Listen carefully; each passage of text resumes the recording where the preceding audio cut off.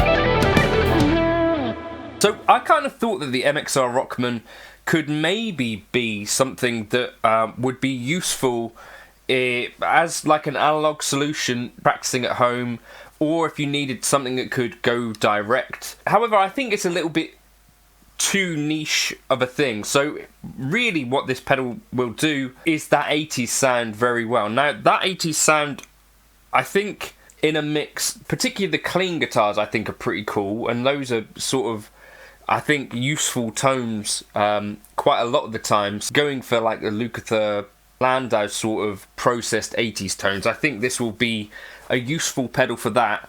I think the drive tones are quite mid-heavy. Yeah, I think those are the parts of the pedal that are possibly going to be less inspiring and less useful. The chorus on it is great, I would say.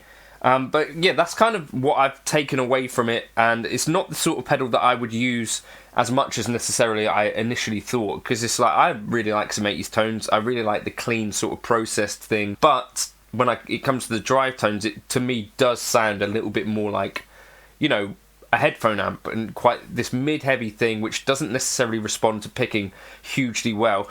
My ultimate conclusion with this was kind of that I think quite a lot of the magic with these pedals might have been more in like a combination of it with other things, you know, mixing, stuff like that. Because when you hear it just by itself in isolation, like the cleans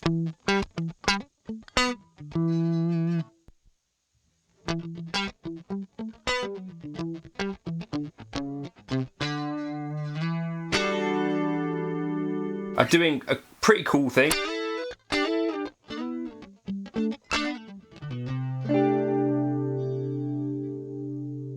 There's the second clean here as well.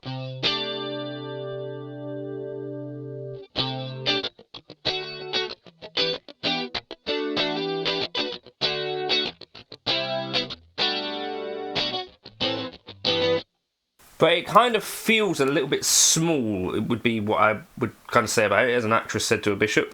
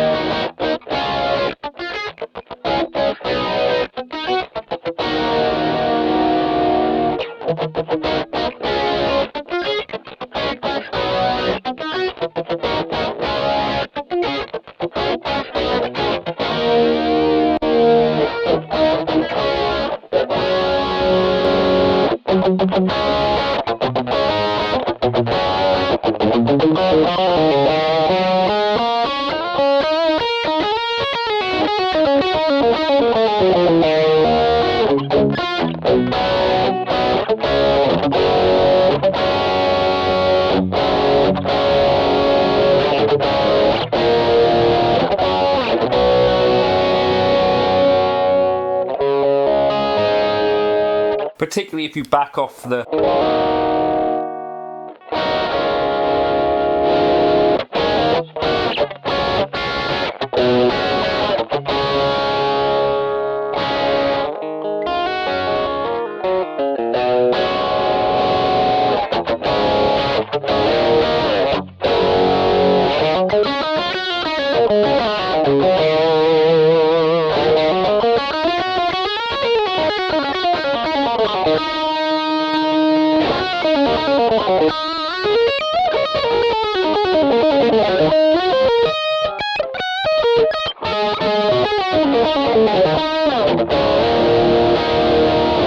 So something that is like an analog version, modern day, of like the Rockman to some extent. So the origin stuff, basically they actually build an amp but within component form.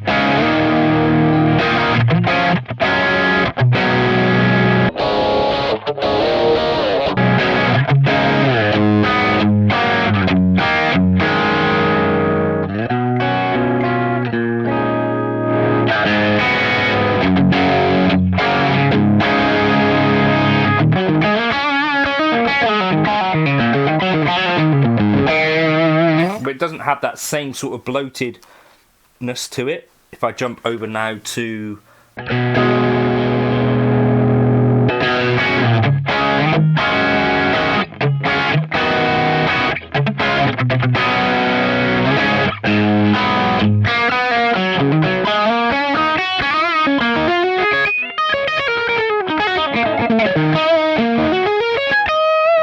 kind of my feeling with it. It's like a bit of a kind of boxy, smaller sound. I feel like there are things like maybe the Friedman IRX and stuff like that, which if you're looking for a direct solution, which I think sounds a bit better, then I'd say that those, if you're looking for drive tones that are a bit more amp-like and you don't want to go down like the route of modelling, I'd say that that might be a better solution maybe.